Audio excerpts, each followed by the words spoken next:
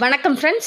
English senior August 2000 dictation போட போகிறேன். ரெடியாக இருந்துக்கோங்க. Ready start. Mister deputy speaker sir, I am grateful to you that you have come to a stage when we can wind up the debate. I am very thankful to the honorable members for the very lively discussion that has taken place for so many days. If I am right, I think this is the first time that the foreign affairs debate has aroused so much attention. It is sad that over the years his practice had been given up, and many times the vital areas of government's activities like foreign affairs and defense were not taken for discussion and voted upon. I feel not only in this house but in the whole of the country there is a community of people, the writers, the academicians and even the laymen who take vital interest in India's foreign policy. This is a very big compliment to India's tradition. I can only assure you that it will be my endeavor, so long as I hold this charge, to try to enliven the debate. I will be very keen always not only to discuss here in the house but also with those who are experts outside to benefit from their views, outlooks and studies. In India, we have a heritage of foreign policy that represents the best of our culture. It also represents the views and the efforts of the master builders who built independent India. That is how our foreign policy was shaped.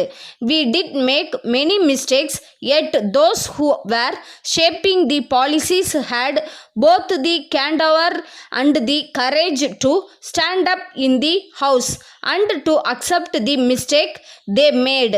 I think if you ever discover that this government, as any other government, makes mistakes, it should also be viewed in the context of the tradition itself. After all, policies are made by human beings. Therefore, policies and perceptions sometimes can go wrong. But one thing on which we must not make a mistake and must never go wrong is on the basic principles of our foreign policy. As I sat here for 3 to 4 days discussing with the honorable members, hearing their views on various aspects of foreign policy, I felt more humble. I heard them with humility because most of them are more learned than me. They know better than me. Therefore, I heard them with respect. I promise again that it would be my attitude all the time that I hold charge of this portfolio. In the debate, when I heard my friends, I found one thing missing. That was the perception of change that has taken place all over the world. If we do not understand that no country, particularly India, can ever make a well through, we must try to understand that Soviet Union of today is something very different from what Soviet Union was yesterday. I had the privilege of staying there for nearly 5 years as ambassador of this country. When I look around, when I look at the paces of the policies, I perceive a good change there.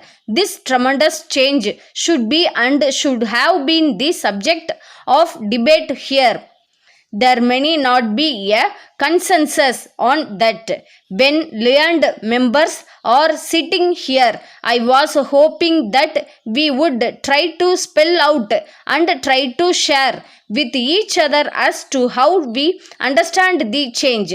That would be more helpful. So it will be our endeavor, as I said just now, to pursue a policy that is both sensible and sensitive and also serves the national interest.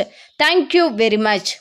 Letter from Thiru Balasubramanian, Secretary, Residents Welfare Association, Pallavaram, to the Managing Director, Metro Water Board, Chennai. Sir, I understand that Metro Water Board have plans to supply drinking water through Krishna Water Scheme to Kannan Nahar area, which is just half a kilometer from Pallavaram. I am to mention that the residents of our area suffer from lack of potable water for quite a long time. The water that is now available is not fit for drinking as it is brackish and hard.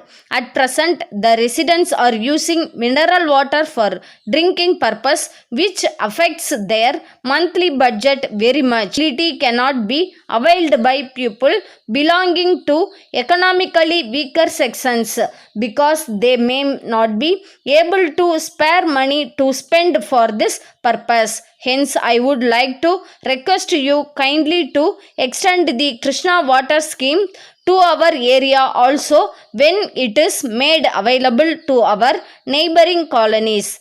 There are about 20,000 residents in this segment who lack drinking water facility. I wish to point out that this request has been taken up by our municipal chairman with the government last year itself.